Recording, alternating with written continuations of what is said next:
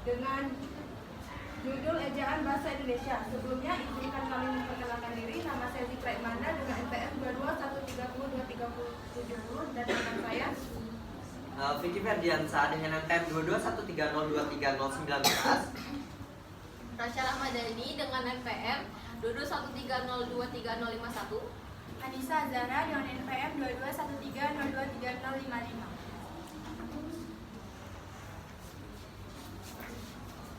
Sebelum masuk ke materinya, saya akan membahas sedikit tentang kaidah ejaan. Kaidah ejaan adalah keseluruhan peraturan tentang bagaimana menggunakan lambang-lambang bunyi bahasa dan bagaimana hubungan antara lambang-lambang tersebut, pemisahan dan penggabungannya. Secara teknis, kaidah ejaan dan tanda baca adalah aturan-aturan mengenai penulisan huruf, penulisan kata, dan penulisan tanda baca. Di sini terdapat 3 kajian teori yang akan kami bahas, yaitu yang pertama adalah kaidah gabungan kata, yang kedua adalah kaidah kata ganti, dan yang ketiga adalah kaidah kata depan. Yang kaidah gabungan kata akan disampaikan oleh Vicky Ferdiansa.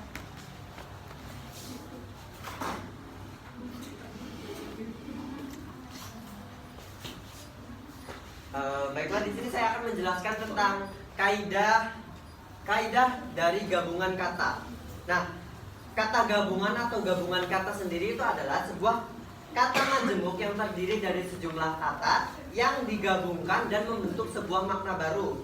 Lalu, berdasarkan pengertian secara umum, kata gabungan sendiri adalah penyusunan dari kata yang berbeda yang umumnya terdiri dari 2 kata sesuai dengan kaidah yang diatur dalam PUB atau Pedoman Ejaan Umum Bahasa Indonesia. Nah, berdasarkan PUB, Pedoman Umum Ejaan Bahasa Indonesia, kata gabungan bisa ditulis terpisah atau bersambung. Nah, bahkan kata gabung dapat juga bisa berbentuk penulisan dan gabungan yang harus diberi tanda hubung agar tidak menimbulkan salah persepsi. Dari gabungan kata itulah kata gabung nantinya akan membentuk sebuah makna baru. Lalu menurut dari Rahma Barokah di dalam bukunya yang berjudul Berpikir Cerdas dengan Bahasa Indonesia pada tahun 2021 mengemukakan bahwa kata gabungan sendiri adalah gabungan dari morfem dasar yang mana seluruhnya memiliki status sebagai kata dengan pola fonologis, gramatikal, dan serta semantis yang khususnya dan sesuai dengan kaidah bahasa Indonesia. Kata gabungan juga dapat dimaknai ketika suatu kata terdiri atas kata awalan dan diberi akhiran. Oleh sebab itu, hampir seluruh bentuk kata gabungan memiliki awalan dan akhiran, dan beberapa penulisannya juga diberi dengan tanda strip atau tanda hubung.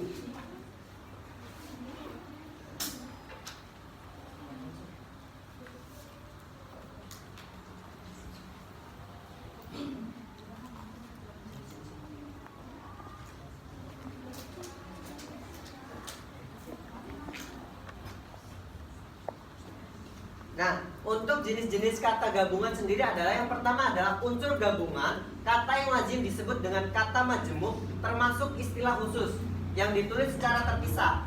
Misalnya, duta besar, orang tua, kambing hitam, dan persegi panjang. Lalu yang kedua adalah gabungan kata yang dapat menimbulkan salah pengertian ditulis dengan membubuhkan tanda hubung atau strip.